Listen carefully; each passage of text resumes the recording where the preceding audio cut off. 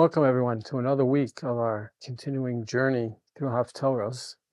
One of the things I've noticed, and hopefully you've noticed as well, is that the relationship between the Parsha and the Haftarah works both ways. Sometimes our understanding of the Parsha leads us to a better understanding or sharper or more sophisticated understanding of the Haftarah, and the opposite. Sometimes the Haftarah helps us see things in the Parsha that we might have otherwise missed. Okay? So I think that this week it goes both ways, and I think there's something about the Haftarah that tells us stuff about the Parsha that we would have missed otherwise, right? One of the questions that you have when you have a Haftarah like ours, which comes from Perek Vav of Yeshayahu, which deals with the relationship between Am Yisrael, between Klal Yisrael and Kadosh Baruch Hu. So you ask yourself, well, what's the theme of our Parsha? And the truth is, there's two possible ways you could explain it. And there's two terms you could use. You could say the theme of our Parsha is the Aseres HaDibros, right? I'm not saying there's something wrong with that. Or you could say that the theme of our Parsha is the Gilui Shechina at Maimad Har Sinai. Right? The Maimad Har Sinai was much bigger and much more significant than the substance. The substance was the Aseres HaDibros. But the purpose of Maimad Har Sinai was much broader than just giving Aseres HaDibros. It was a Gilui Shechina.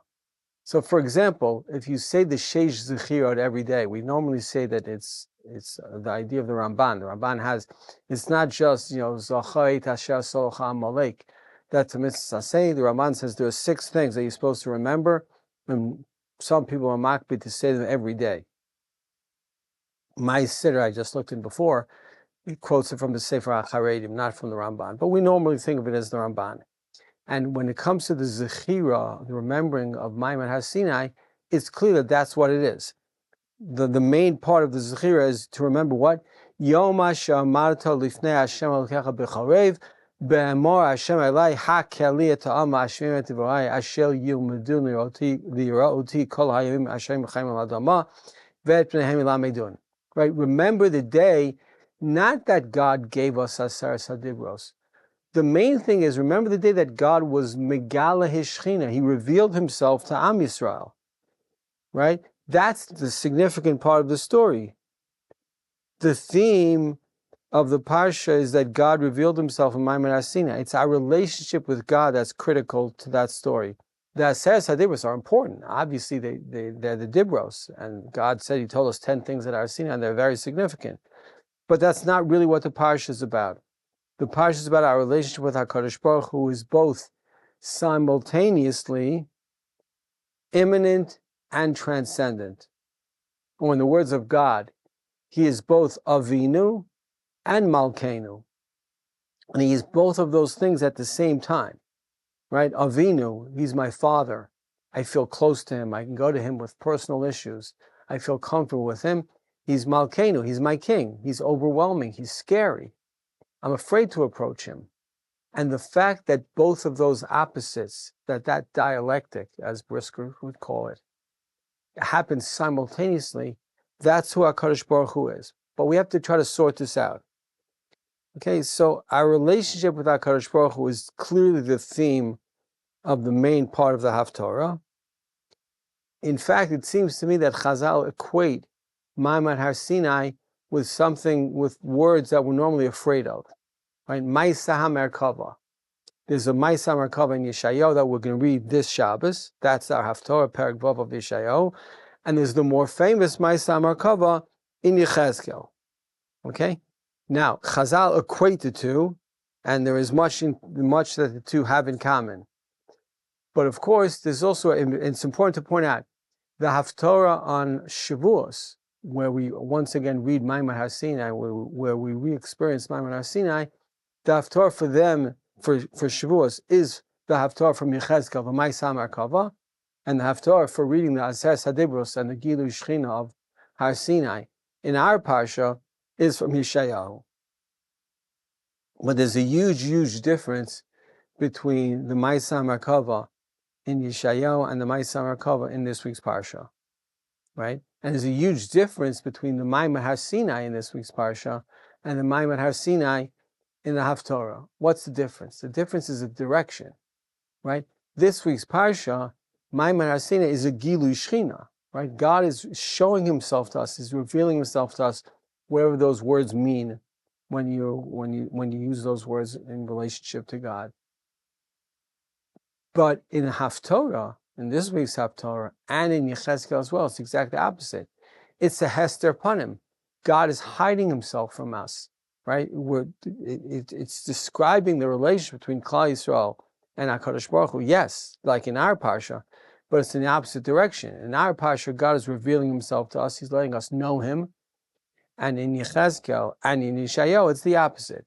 Now, that's not really a problem for the connection between the Haftarah and the Parsha. It's often the case that the Haftarah, either expands on an idea in the Torah or takes the opposite view. And so it's not like you say it's the wrong Haftarah for this week's Parsha, it's the right Haftarah. But it just happens to be in a different direction, right? It's a contrast as opposed to a comparison. But let's just start at the very beginning of Haftarah with some historical background. Uzziyahu, the king Uzziyahu, is generally understood to be a good king, but a flawed king. And the story that it's told about him in Divrei Hayamim really reveals a flaw in the king in when he's maktir his own ketoras. And the Kohanim say to him, don't do that. You're not a Kohen. That's our job. But he does it anyway. And his punishment for having done that is tsaras. There may be other punishments as well, but certainly he's struck down where he contracts tsaras as a punishment for that. And that's useful for us because the first pasuk in our Haftarah, Bishnat mot hamelech Uzziyahu va'eret Adonai yoshev al kisei ram v'nisa v'shulav mileim et ha'heichal. So Chazal right there say, yes, it says Bishnat motu hamelech Uzziyahu, but it doesn't really mean his death. It means, interestingly, says the Tanchuma, Arba'a hem chayim ukra'am hakatuv meitim. There are 4 different types of people who literally are alive, but the Torah refers to them as having died. And one of those is a person who has tsaras, right, which we'll translate for now as leprosy. Doesn't really much matter. But Chazal understand that Bishnat Mot HaMelech Uzziyahu is not the year in which he actually died, it's the year in which he contracted tsaras.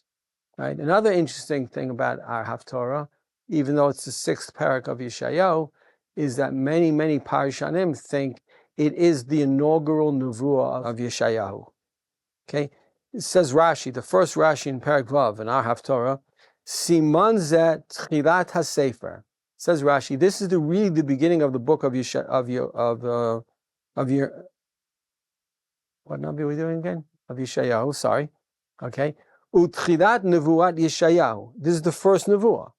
V'chamisha simanim hakodmin, and the 5 prakim that came before this, nemru achar zeh hasiman. Ela she'ein mukdam u'mu'achar b'Torah. Right? Okay, says Rashi, something he says in the Torah also, right? Don't get hung up on where things are in the Torah. The order of the Torah is not significant. Now, why would we think that this is the first nevuah of Yeshayahu? So says the Haftarah in pasuk Ches of our parak, Va'eshma et kol Adonai omer, et mi eshlach umi yelech lanu, va'omar hinini shlacheni. Right? The sense you get is that Yeshayahu was saying to God, I'm available, pick me, I'm happy to be your shaliach, I'm happy to be your navi, I'm happy to be your malach. Okay, so that's a theory under which this would be the first Haftarah of Yeshayahu. But again, for our purposes, it doesn't really matter. We just want to understand whether it's the first or it's not the first. We want to understand the nevuah. And so if you go back to point out distinctions between Yeshayahu and Yechezkel, the 2 Maaseh Merkavos, the main thing is once again the direction. Meaning, in Yechezkel it's very clear. The Shechina is leaving the Makom HaMikdash. Where is it going? It's going to Babel with the exiles. So it's not as horrible as it would otherwise be, because if the Jews aren't going to be in Yerushalayim, they're going to be in Babel. So the Shechina going to Babel isn't as horrible. But in our Haftarah, right, Yeshayahu tells us how Kadosh Baruch Hu is disappointed by us, by our arrogance, by our lack of care for the lower classes, for the poor people. As a result, the Shekhinah is leaving. But it's not going to Babel. It's going back to Shamayim. We're losing our hold on the Shekhinah. Says the Pasuk, Srafim omdim mima'alo, sheish kinafayim le'echad, bishtayim yechaseh panav, uvishtaim yechaseh raglav, uvishtaim ya'ofef. Right? Says the Navi, there are malachim who are standing. Then the malachim have 3 wings, or 6 wings, right? Three pairs of 2. One pair of wings, they're covering their faces. 1 pair of wings is covering their legs. And the last pair of wings is available for them to fly up. Okay? Now, when you think of the kruvim, which clearly the srafim are supposed to be the kruvim, when the Torah describes them, upnehem ish el achiv, in our parsha, well, not in our parsha, in Truma, right? They're facing each other. In our parsha, their faces are covered, as are their feet. And with the 3rd set of wings, the kruvim use the 3rd set of wings to fly back to Shamayim, right? That comes across slightly disappointing. But then you come to the next pasuk, maybe the key pasuk of our Haftara. V'kara ze el ze v'amar, Kadosh, Kadosh, Kadosh, Adonai Tzibaot, Malach Haaretz Kibodo. Right? Now that's a pasuk that's famous. Obviously, it's most famous for having gotten into Kedusha, but it raises for us the question, what does Kadosh mean? It's said 3 times, Kadosh, Kadosh, Kadosh. What does it mean? So normally, in colloquial English, we would just say it means holy. But what does that mean? So you go back then to the Rashi in Kedoshim Tiyu and the Ramban, which are much more similar than people think, where Rashi says, "Diyu prushim min ha'arayot," be separated from sexual immorality. It says the Ramban, Rashi's right up to a point. Rashi's right about being separate. But it's not just limited to sexual immorality. You're supposed to be separate from everything, right? And here you have the question, what is God separate from? If Kadosh means holy, means separate, so what are we separating God from? So it's possible in this pasuk that God is separating himself from humanity, right? And Kadosh is not a good thing for us, right? It's very similar to the word Kadosh in Vayikra Perek Chaf, pasuk Chaf Vav, V'item li kidoshim ki Kadosh ani Adonai, va'avdil etchem min ha'amim liyot li. Right? If I'm separating you from the nations, I have to separate you for a purpose. And the purpose for which I'm separating you is to be mine.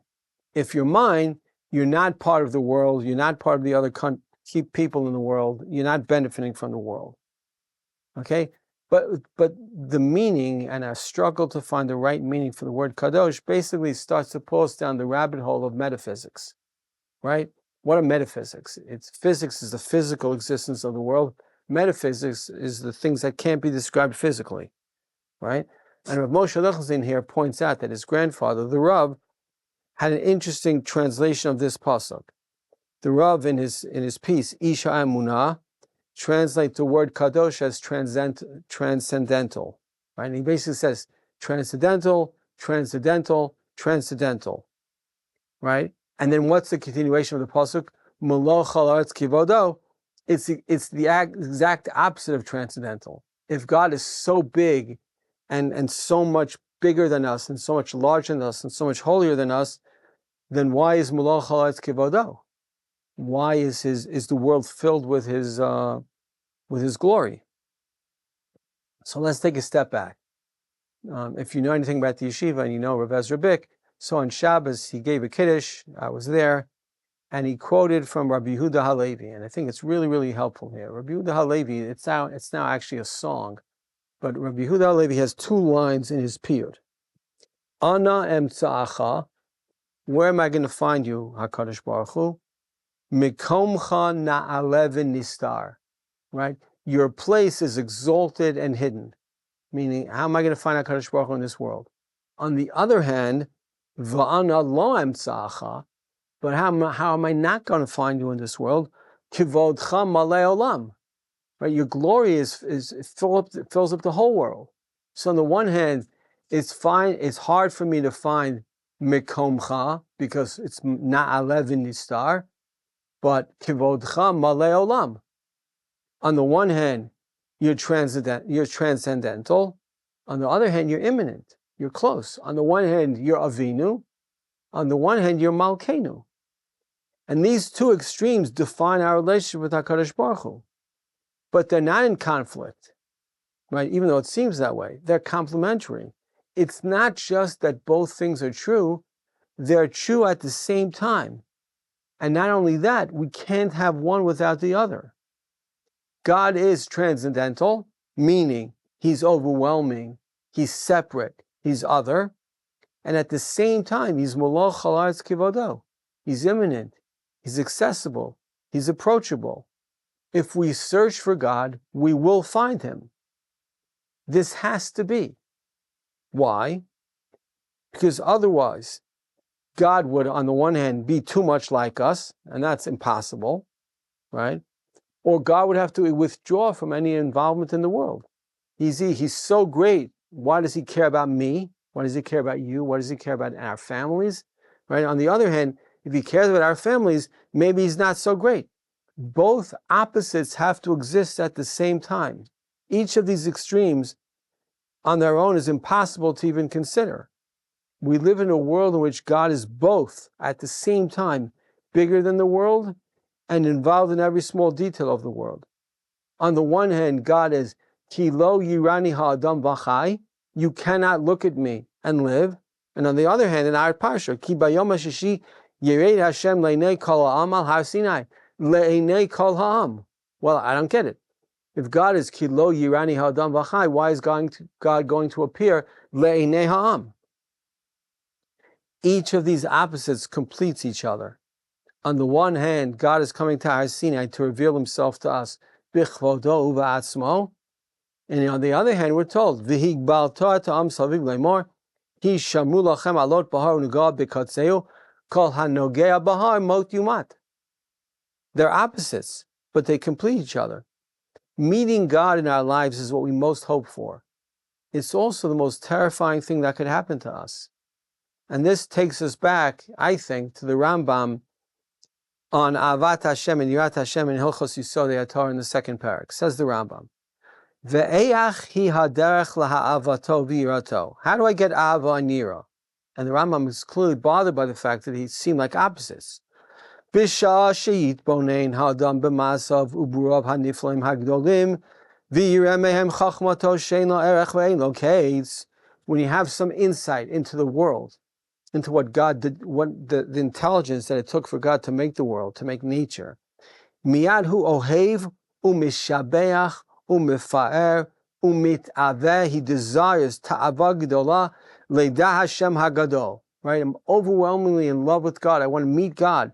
K'mo she'amar David, Sama nafshi lekel chai. Right? Literally, it's a physical desire. U'kshemechashev b'dvarim ha'elu atzman. But when you consider it, or when you're waiting to meet God, miyad hu nirtala acharab, he recoils. V'yefached, v'yodea shu berya kitana shifala afela omedet b'dad kala me'uta lifnei tamim deot. Who am I to stand in front of HaKadosh Baruch Hu? What do I have in common with HaKadosh Baruch Hu? I'm nothing. I'm nobody. K'mo shemar David, keresh shamecha ma'aseh etzvotecha ma enosh ki tizkerenu. Who am I? Why should God care about me? Right? This may also explain, this dialect may also explain something strange about our Haftara. The main part of our Haftara is Parak Vav in Yeshayahu, and it's 13 psukim. And that's all that Sfaradim read. I should have mentioned this at the beginning. That's the minhag of Sfarad. The minhag of Ashkenaz is to add to those psukim, right, to continue the Haftara into Parak Zayin, and to bring certain psukim from Parak Tet. Prakim that on their face seem to have nothing to do with the metaphysics and the relationship between God and Am Yisrael. Right? The added psukim are some story, some strange story about Achaz, who's normally thought of as a really bad king. Right? So on a simple level, you could say, and we've seen this before, right? The Gemara says every Haftarah is supposed to have 21 psukim. Well, 13 psukim needs more psukim. So we bring additional psukim to get exactly the number of 21. And that might be, but it's not so compelling, and it's not so happy. And there are many Haftarahs that are less than 21 psukim, so that's probably not the answer.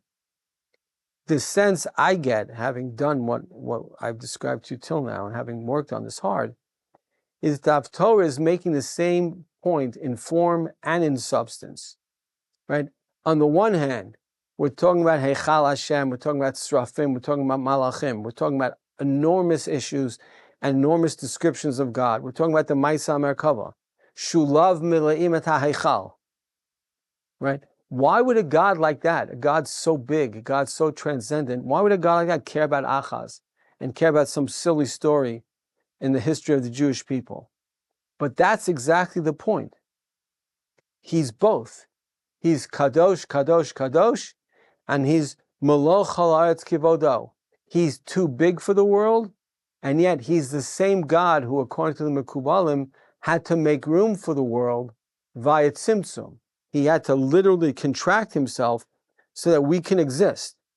It's exactly the same point that the Rabbi Yehuda Halevi made in the period we mentioned before.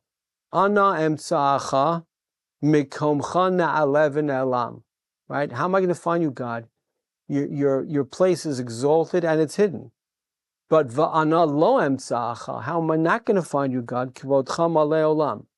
And thank God, I think to myself, that we worship a God, that we worship the one true God, who is both things at once. Both mikomcha na'alev v'na'elam and kvodo malei olam. Shabbat shalom.